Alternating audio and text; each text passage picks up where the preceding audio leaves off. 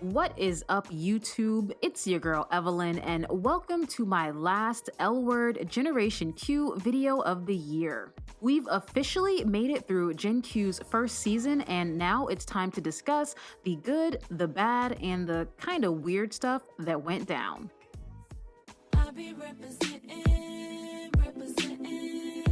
One of the major complaints about the original series was its lack of diversity, particularly within the main cast.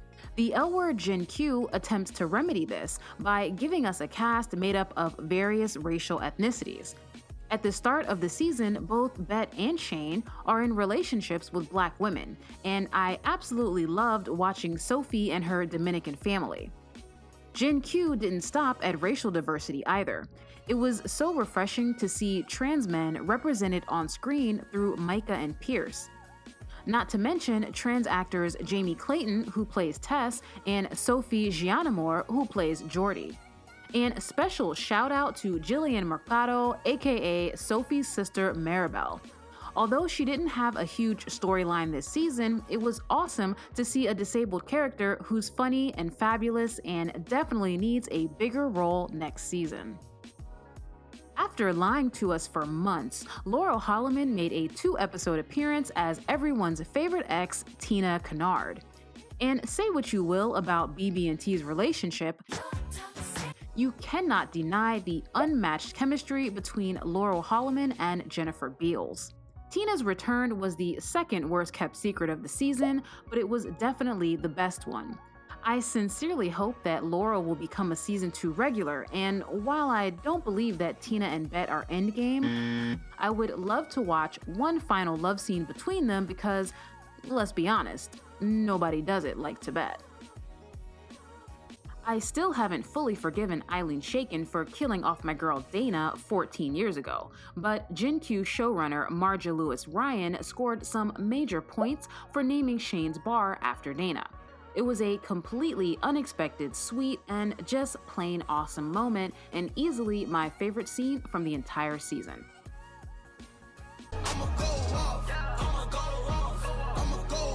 For the record, I was never a fan of the Bette and Dani coupling, but I understand you can't please everyone, and if the show would have gone that route, I wouldn't have liked it, but at least I would have respected it.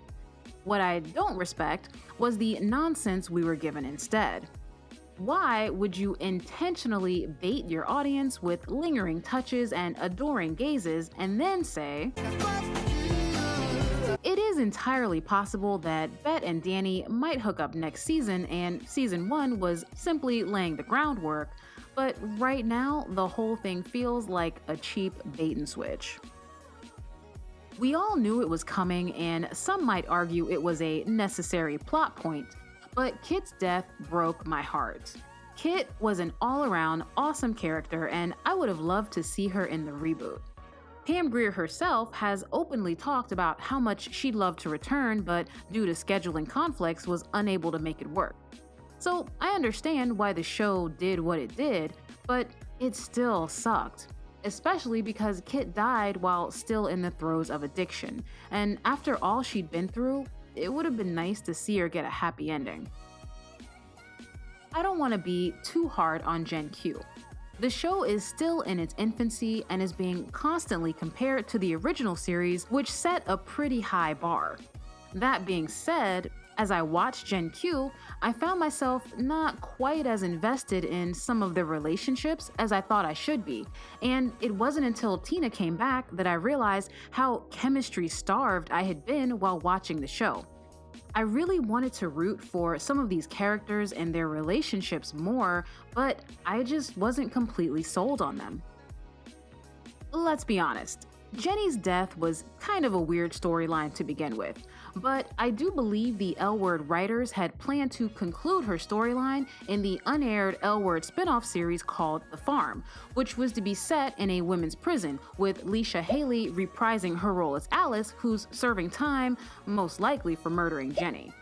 The spinoff was never picked up, and I think everyone just kind of actively ignored Jenny's death until the reboot, where it was swept under the rug. It seems like it may have been a combination of the writers not really knowing how to handle Jenny's death, but also not wanting the original series to overshadow the new series. Either way, it was kinda weird. Finley and Sophie went from being bros to copping a feel on the dance floor so fast it made my head spin. After my initial shock wore off, each subsequent episode simply became a countdown until the big day.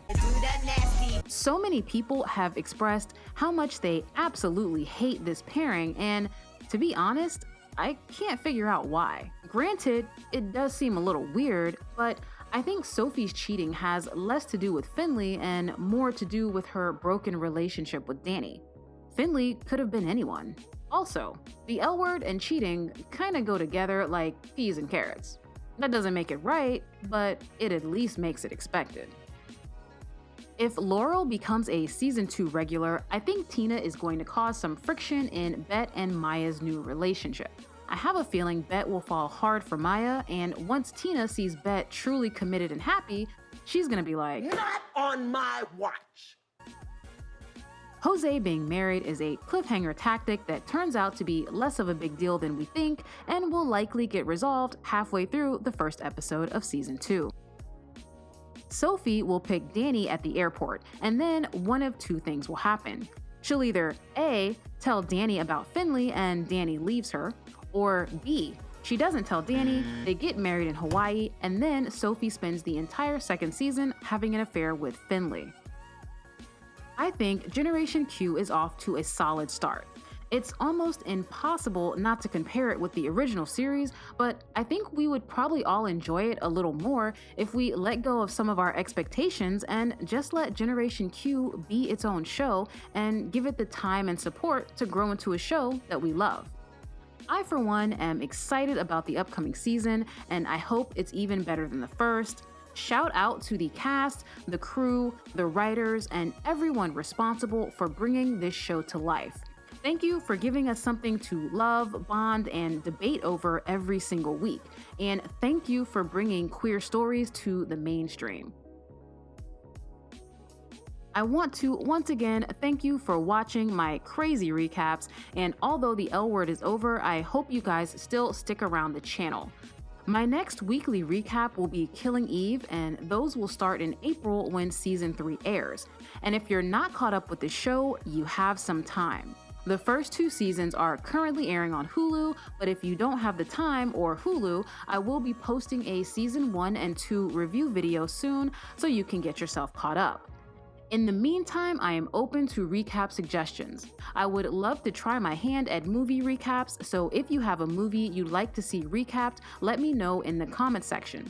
And if I have the time, I might do a full season recap of a couple of TV shows, so drop those suggestions in the comments as well. Thank you guys so much for watching. I honestly think I have the sweetest comment section on YouTube. You guys make my day every day. I love you, and please stay tuned.